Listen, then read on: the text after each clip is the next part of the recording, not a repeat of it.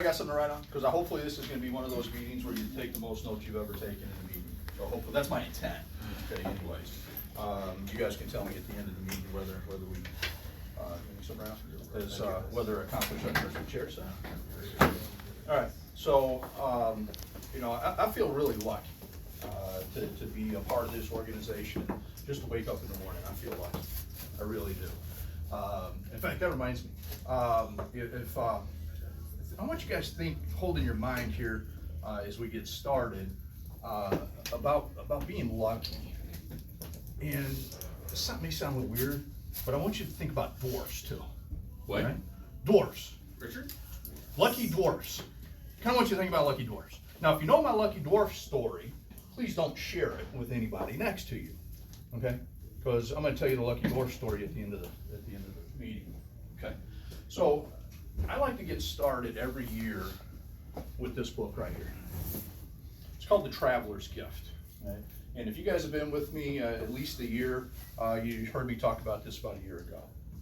And it's a book by Andy Andrews that there's only been a couple books that I read that I reread and reread and reread because it touches me personally. Right? I get something out of it. And obviously, other than my Bible, The Traveler's Gift and Think and Grow Rich by Napoleon Hill are probably the two books that I've read more than anything. Right? And just because it talks to me. And I start every year out with reading this book and reviewing the 7 decisions or 7 principles in that. In fact, if you know me, I write them down every year. I read this book about 4 years ago. And I write them on an index card. And I carry these 7 principles with me every day. And there's my 21 right there. And I look at them every day. Because it's 7 decisions. Andy Andrews says that there's 7 decisions that you have to make to be successful. And they're really not decisions, they're principles. There's 7 principles. Whether you know them or believe them, it doesn't make any difference. Because it still works. You don't even have to understand how they work. Right? Everybody knows the principle of gravity, right? Does anybody understand how gravity works? I don't. That's for sure. Right? And I don't even have to believe gravity works until I get up on the roof and jump off. I think I'll become a quick believer then. Right? So these principles are working in your daily life. It's just a matter of whether you recognize what they are and then you take control of them. Now, I've taken a lot of liberty in this presentation called The 7 Decisions with Andy's work. And you may not want to tell the Ethos reps, but I kind of stole this presentation from them and adapted it to what I liked and where I wanted to go. Okay. So it's the 7 Andrews. It's written by Andy Andrews. It's called The Traveler's Gift. Now, the first principle or first decisions that we have to make or understand to be successful is that the buck stops here. You are responsible. You're responsible for what happened to you in the past. You're responsible for what happened to you today. And you're responsible for what's going to happen to you tomorrow. You are where you are at because of what has gone into your mind. You are where you are at today because of your thinking. You are the person responsible. And it's not about blame. It's about, you can't blame, what do I got up here? Your parents. All right. I don't even know my daddy. All right? I could blame him if I wanted to. All right? You can't blame your coworkers. All right? Unless you want to blame Tom, that's okay. I'm just kidding. All right? Your bosses, your friends, your wives, your girlfriends, dealers, GMs, sales managers, the Detroit Parking Authority, when they give you a ticket. You made that decision to be there. You made those decisions. You realize you are where you are at right now. Even if you are in a bad place, you are where you are at right now because of the best decision you ever made in your life. Think about that. You are where you are at because those were the best decisions that you made. You thought that was the best thing for you to do at that time. That's your thinking. So you want to get to a better place, you have to change your thinking. Because it all starts here. It starts with your thinking. Right? How you think determines what decisions you make. What decisions you make determines what actions you take. And what actions you take determines your results.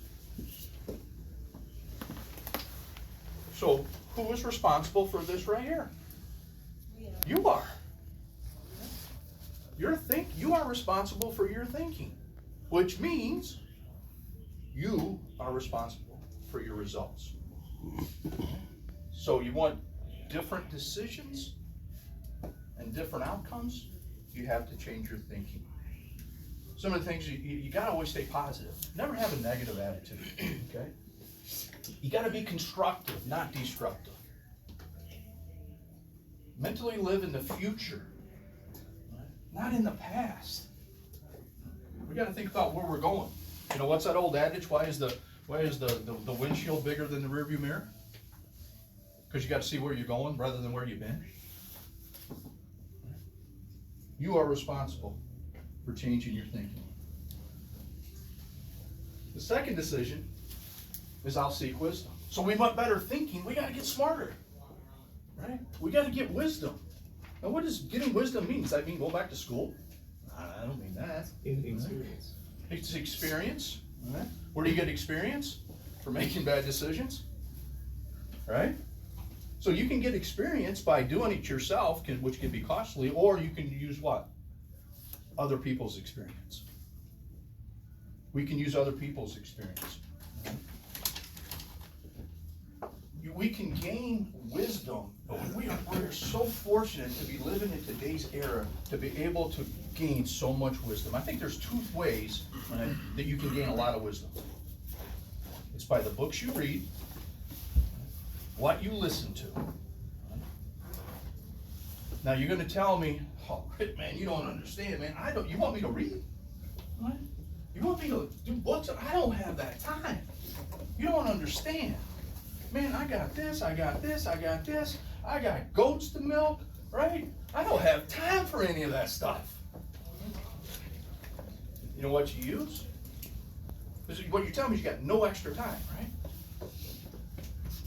right? No extra time. That's the time that you use. Called net time. I'm stealing that from Anthony Robbins. Okay? No extra. You use your no extra time to study and listen to. He was talking about it this morning coming in. He says one of the things that he misses about having a 45-minute drive into work is that he got to listen to books on tape or a podcast. You guys think I got these little AirPods in that I'm always on the phone? I'm using my no extra time. I got playing in the background Anthony Robbins, John Maxwell, Andy Andrews. It's background noise to me. What do you listen to in your car? What do you listen to when you're feeding the kids? That's the no extra time. Use that time. You're going to learn it. It's there. You know, some people think, well, I got to gain wisdom. That means I got to clear everything off, right? I got to sit down at the table. I got to get a notebook out. I got to devote an hour.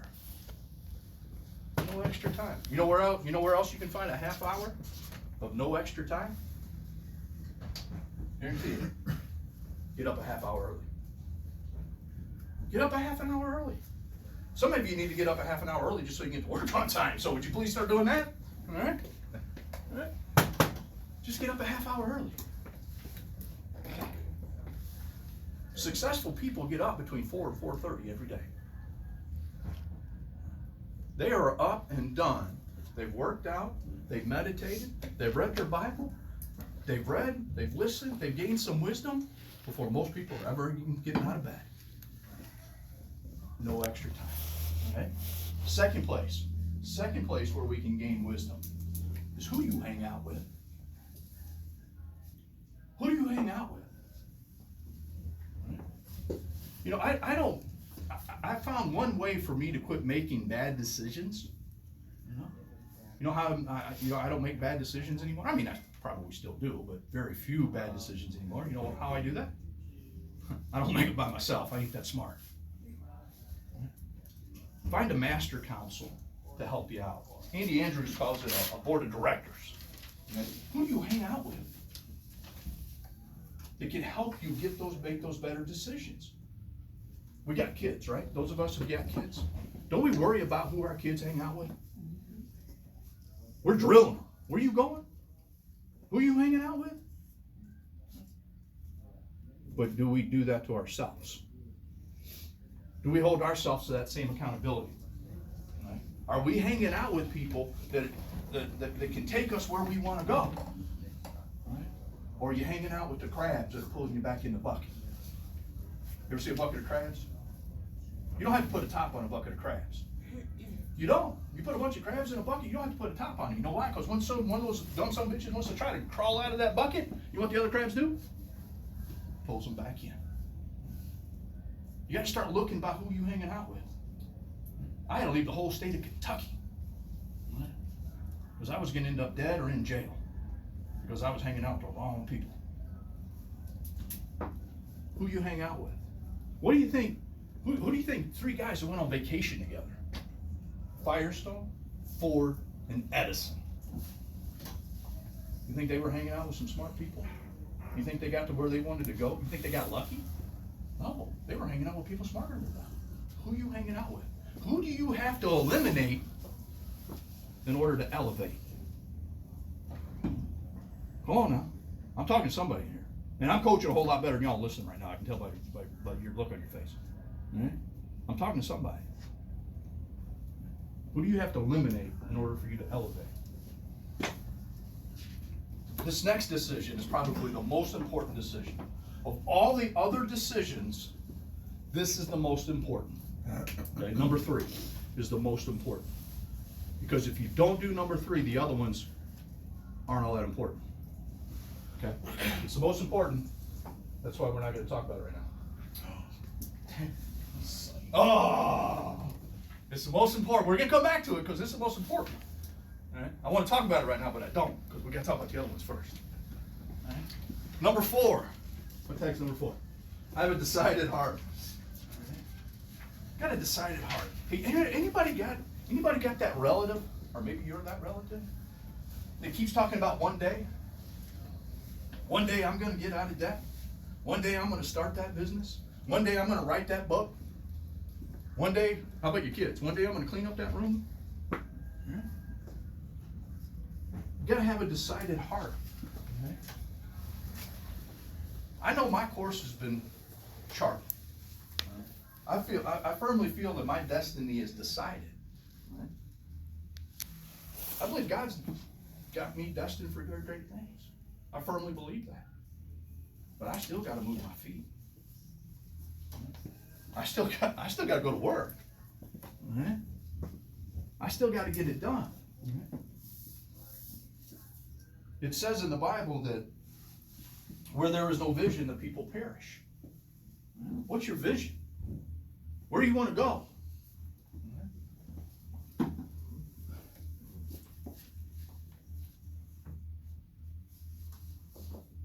Most people aren't committed or have a decided heart because they can't make a flipping decision.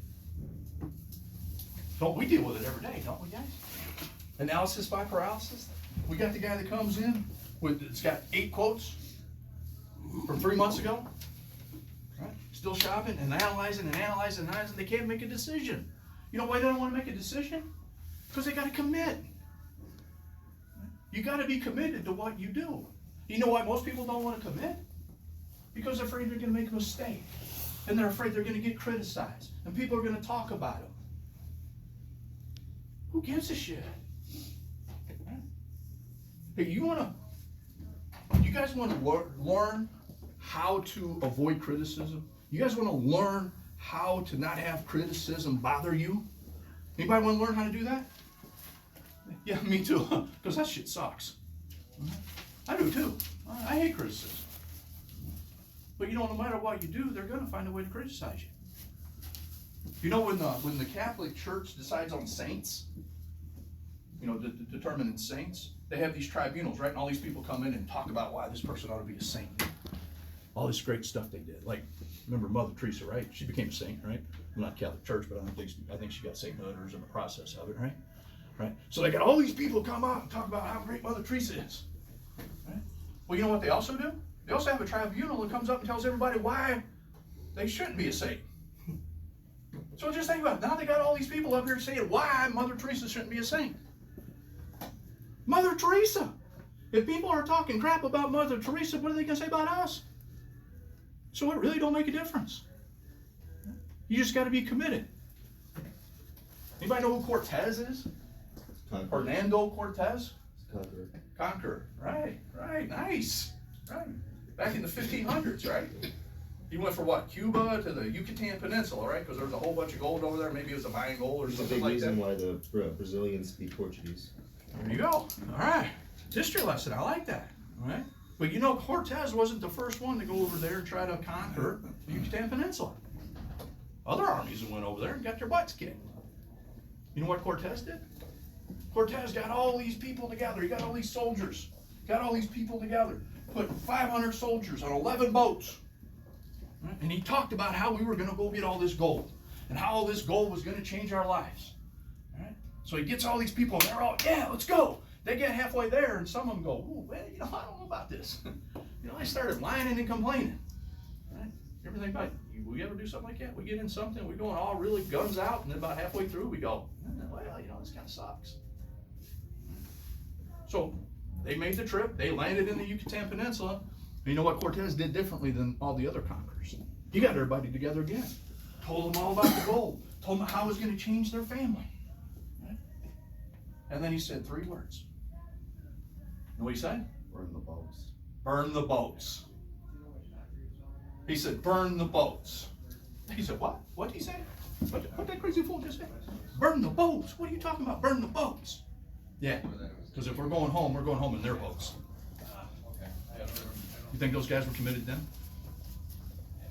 They were committed then, right? You can get the gold or you can die. Let's see, gold or die? Gold or die? Yeah, I think I'll go for the gold. You think they fought pretty good then? Yeah, they fought pretty good and they won. Changed the whole continent to a different language. All because they were committed. My question to you, are you committed? You have a vision. You have a goal that you're committed to. What boats do you need to burn? What boats do you need to burn? What's your excuses that are holding you back? You just need to burn the boat. Man, that makes me excited. I want to talk about number 3 now. But I'm not. We're going to talk about number 5. What's number 5? Today I choose to be happy. I choose to be happy. Happiness is an end result of certain thoughts and activities which actually cause a chemical reaction in your bodies. This reaction results in euphoria. You be happy, it releases dopamine into your body, right? It's actually a chemical reaction that makes you feel good. And that's what we all want. We want that dopamine. We want that euphoria. That we want to feel good. That's why people turn to drugs. Because there's something in the drugs that releases it in the body that makes us feel good. But it's not good for us. Right? We all want to be happy.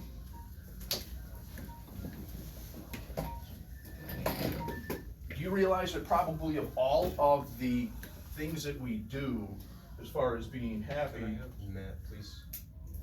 Matt's out there. Matt's out there, show them someplace. Of all the things we do that can affect us financially, this principle or rule right here is probably the most that can affect us financially. Okay? Because if we want to succeed financially, don't we need people? Right? Don't we need to come in contact with people that we can influence or they can influence us? We need people in order to succeed financially. I don't give a crap about all this online stuff. There's still people. There's somebody else on the other end of there clicking that thing, right? So if we need people to be financially successful, let me think about this. Is there somebody in your family, maybe somebody at work, that you hate to ask, hey, how you doing?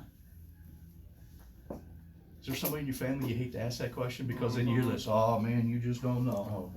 Oh, Rick. I mean, oh, man. 2019? Oh, God. Woo! Man, it wasn't no better than 18. And it don't look like money's gonna be much better, right? They're just pulling up and just dumping all kinds of stuff out on them, right? They just talk about how bad their life is getting, how it's getting worse and worse and worse and worse. Well, you know what? It is. You know why it is? Okay? Because nobody wants to be around them. I'm not talking about, hey, you gotta be, you need an attitude, your attitude determines your altitude or something like that. I'm not talking about that stuff.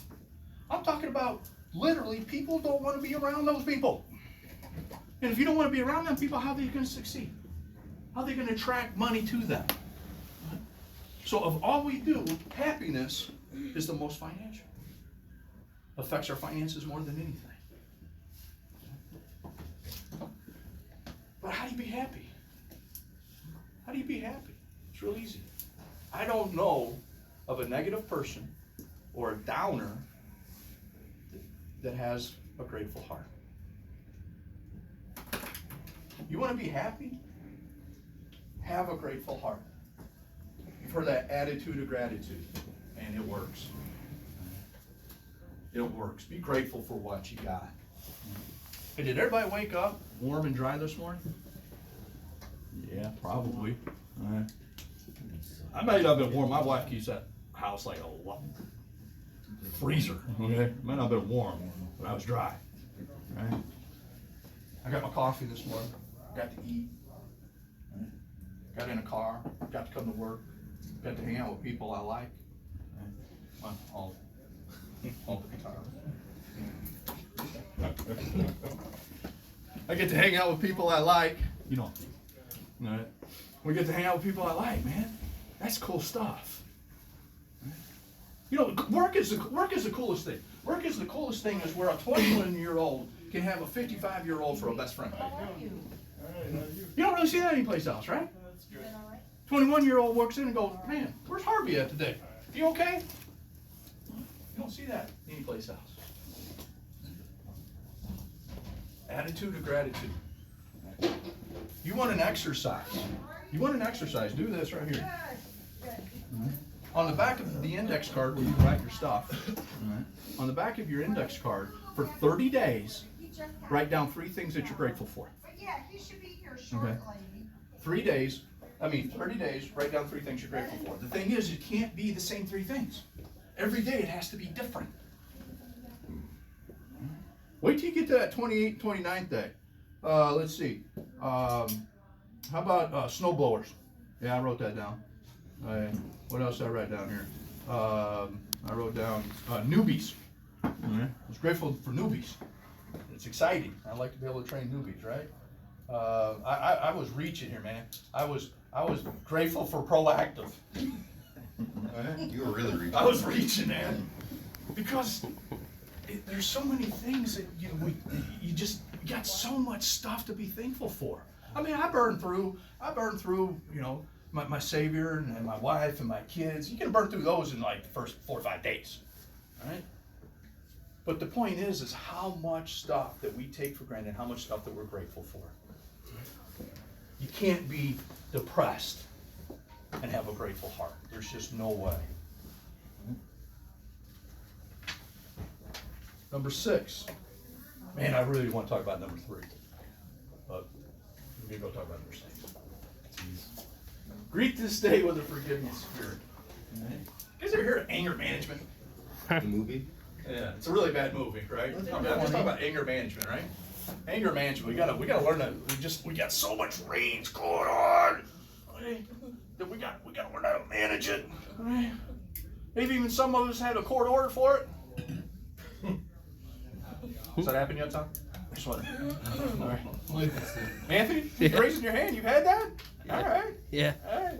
Well, you know what anger management is? It's a bunch of bullshit. You don't manage anger. You want to put all that stuff in, you just keep all that stuff inside, man, just screw that. Get rid of it. Get rid of it.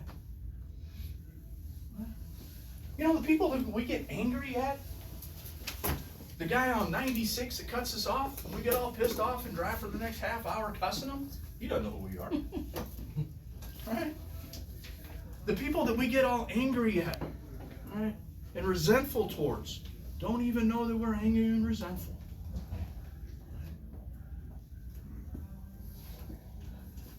Don't carry that around. So how do you do that? You forgive. You forgive. You know, I had that. I had that for a while. I had a stepdad, man, that I can tell you some stories on. And there for a long time, I carried some bad thoughts. And then one day I realized that he doesn't even know I'm still alive. I was letting him mess my world up. So I forgive him. Forgiveness isn't something somebody asks for, right? If you're a believer, right, you don't earn grace. Grace is given. We give it to them. We forgive them. Does that mean they're going to get away with it, Rick? Huh? I just got to forget all about it? No, I didn't say you got to forget about it. Forgiveness is about what happened. Forgiveness is about us. Right? It's a gift that you can give to somebody that's more important to the giver than the person that's receiving it. Forgiveness is about us. Forgiveness is about what happened in the past. I don't have to trust them. Trust is what's going on in the future. I forgive them. Trust is future. It means I have to do business with them again. That doesn't mean I have to hang around them. I just forgive them.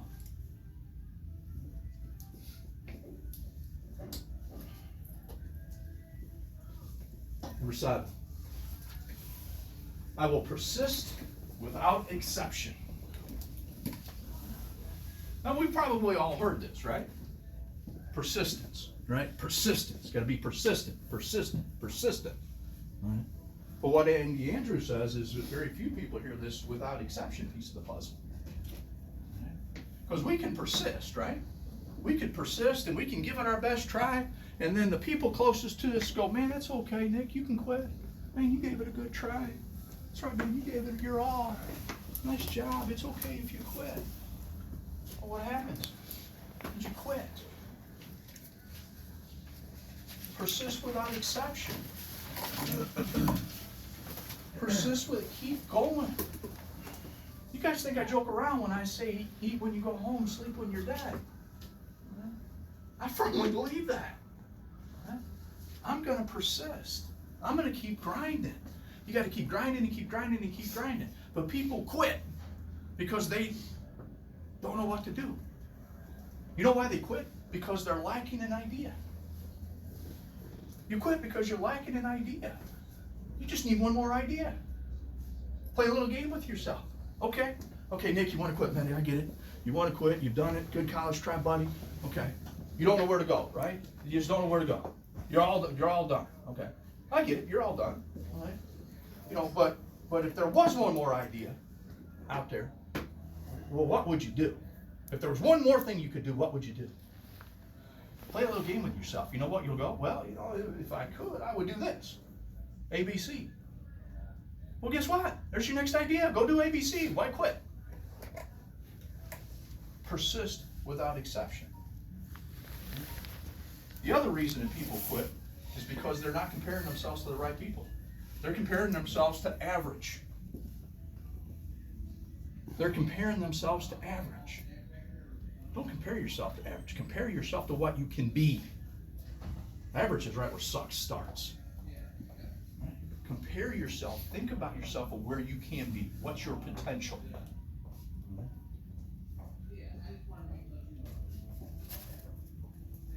Don't quit when you're tired. Quit when you're done.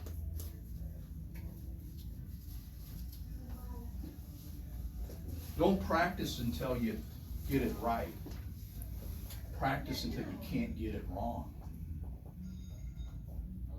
We need some scripts like that, huh, Just keep practicing until you can't get it wrong. You guys want to see what number 3 is now? Yes.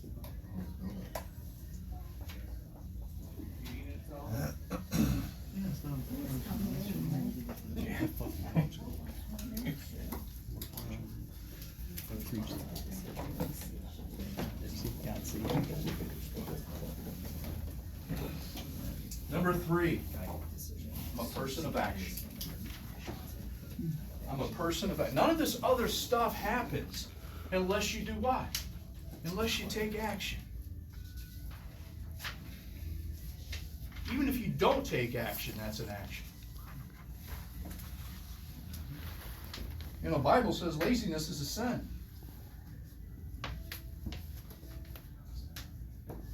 You got to do something. Even if it's wrong, let's do something.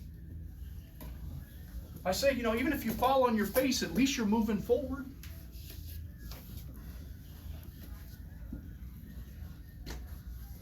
Most people don't take action because they're afraid to lose. That's really what it comes down to. They're afraid to lose. They're afraid to look silly. They're afraid of the criticism. We already talked about that. I don't believe that you ever lose. You only lose if you quit. Right? You either win or you'll learn. Well, that didn't work. Let's try something different. Next idea. You know, what Edison say? You know, it took him 10,000 attempts to find the light bulb. Right? He didn't say he failed 10,000 times. He found 10,000 ways that didn't work. He just kept going. Just kept going. I firmly believe that everybody in here has the ability to be great. And I need you to be great. I want you to be great. It has nothing to do whatsoever with selling cars or making a paycheck. I need you guys to take action because of something called the butterfly effect. Anybody ever hear about the butterfly effect is? Butterfly effect is there's some scientist dude way back, I don't know, whenever, said that a butterfly in South America could flap its wings, which would cause the wind to move, which would cause the molecules, which could end up making a tsunami on the other side of the world. So what this butterfly did here affected the other side of the world. And they made a really bad movie about it too. But the guy got laughed out. He got laughed at and laughed at, said it was, you know, not right. It was freak science. Until a bunch of physicists said, well, you know, maybe something to that. Well, you know what works with people? It works with people. Your actions affect other people, whether you know it or not. 2 quick stories and I'll get you out of here. In July 3rd, 1863. July 3rd, 1863. Anybody know what happened July 3rd, 1863? I'll tell you in just a Civil second. War or something? The Civil War. At least you got the right era, right? Bob was born. There was a colonel from whatever regiment from Maryland, right? And you know, the reason he made colonel was because he was the first one to sign up. And then okay, you're a colonel, and then you're a major, and you're a sergeant, and you're a private, right? So they made him a colonel, right? I think he looked something like Bernie. I'm not sure. And so his name was Joshua Chamberlain, right? And he came from Maryland, and he came from Maryland. They had 1,000 troops when they started out in Maryland, and by the time they got to Gettysburg, they had 300 people. Well, the South was making an attempt, right? The South was going to come up, and they were going to take over and invade the North. They had 1,000 troops, and they charged. All right, and they were charging this hill, and Joshua Chamberlain and his guys were in charge of defending that hill. All right, so they built this little rock wall up there and everything, and they put all their guys out, and here come the South, and they charged. All right, and they fought, and they beat them back, and then they charged again, and they beat them back, and they charged again, and they beat them back. Yeah, it's Pickett's charge. All right. And then finally, Chamberlain had 80 people left. Had 80 guys left. That's all he had left. And they were out of ammunition. So they came to him and go, hey, you think it's time we retreat? Hey, let's go. We got to get out of here, man. We got no more bullets. You know, they've got a whole bunch of people over there. We only got 80 dudes. What do you want to do? Bayonet up. He gave the order to put the bayonets up. And then he gave the order to line the guys up. And you know what his 80 guys did against innumerable odds? They charged. They took action. They charged and did what? Took over the Confederate Army. Without any ammunition. In fact, the story has it that the Chamberlain put his sword on one of the Confederates and said, "You are now my prisoner." And the prisoner said, "Yes, sir, I am," and gave him a fully loaded automatic Colt rifle. Pistol. Right. Story says a little while later, the guy was walking by a little private who was guarding 100 men with one rifle. And the private said to Chamberlain, he goes, "Hey, I don't have any ammunition." You know what Chamberlain said? Don't tell them. Now that's a cool story, right? That's pretty cool, right? He took action. But, if he didn't take that action, historians say that the South would have probably won the war. Now, your thought is that if the South would have won the war, then we'd have had the North and the South, right? Historians and experts say that that's probably not what would have happened. What had happened is that the United States would have looked more like Europe. And there would have been 9 to 13 different countries. Well, just think, if we looked more like Europe, and we had 9 to 13 different types of countries, and there would have been no United States of America, who would have been around to stop Hitler? Would have been around to stop Hitler. Who would have been around to stop Japan when they invaded the South Pacific? There would have been no United States of America. Because of the actions of one guy. Saved World War II. Did his actions back then affect what happened in World War II? Yeah. Your actions mean things. It's the butterfly effect. What you do and say will affect everything. Okay, great. That's a history lesson. All right. Let me bring something a little bit more personal. I was talking to somebody the other day. Everybody know Larry O? Right? He works for GM Financial, right? Okay. Well, I know Larry O back before when he was just a rep. Right?